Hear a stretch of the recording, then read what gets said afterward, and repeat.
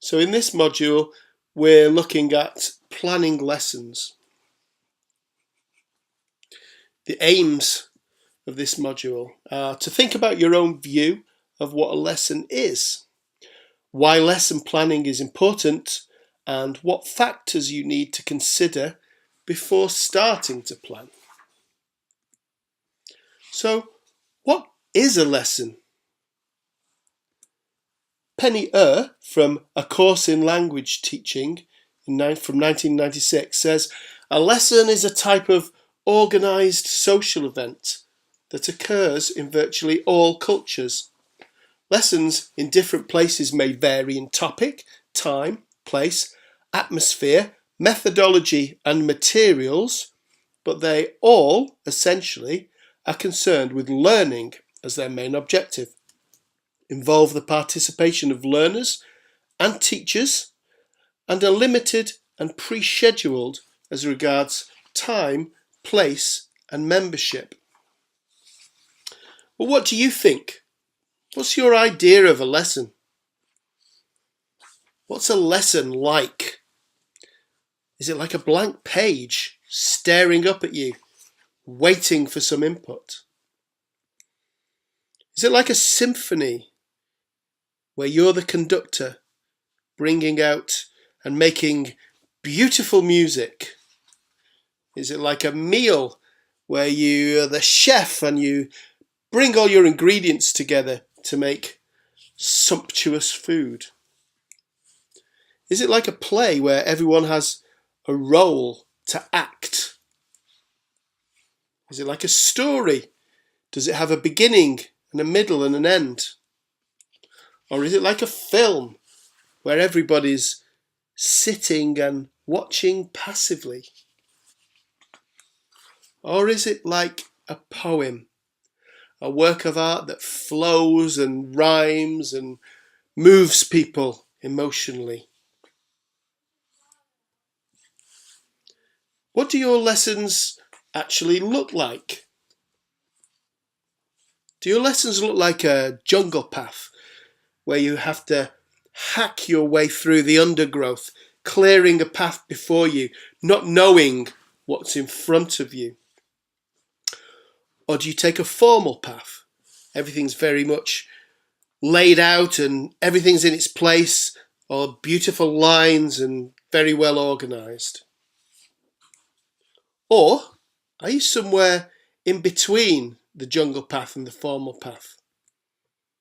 Where do you find yourself on this planning continuum?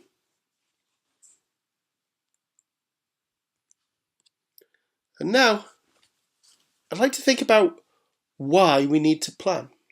What are the reasons why you plan a lesson?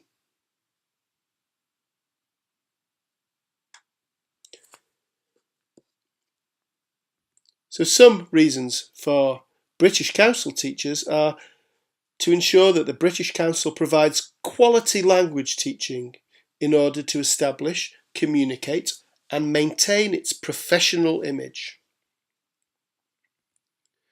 To effectively plan and manage time and resources in order to provide optimal conditions for learning. To make us feel more secure, confident and professional. To enable us to give full attention to the students before, during and after a lesson. Children and young people learn more easily when they know what to expect in a lesson and what the teacher expects from them. Having a centre-wide model or format for lesson planning represents the basis of a routine which can be followed in each lesson, with the aims and activities being slotted into the model. After a few lessons, students get to know the routine and feel secure and comfortable. Another reason is to provide a public record of our work and of learning for accountability and reference purposes. And we also plan in order to monitor, assess and improve our teaching and manage our own personal and professional development and classroom-based research. So before writing a lesson plan, what factors do you need to consider? So you need to think about the overall syllabus, the assessment of learning, the integration of multimedia, learners' needs and interests, content, materials and methodology, staging and sequencing of activities, classroom management and time management. And one way we can do this is by using a very simple three-part framework. Plan, do, review. So for example, imagine you are going to teach a listening skills lesson.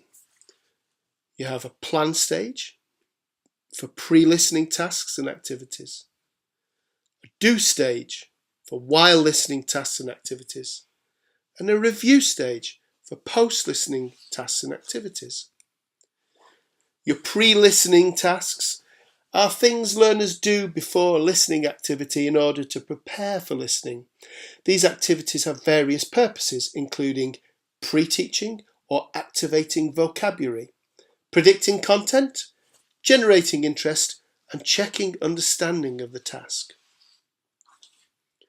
Your while listening or do activities are things learners do during a listening activity.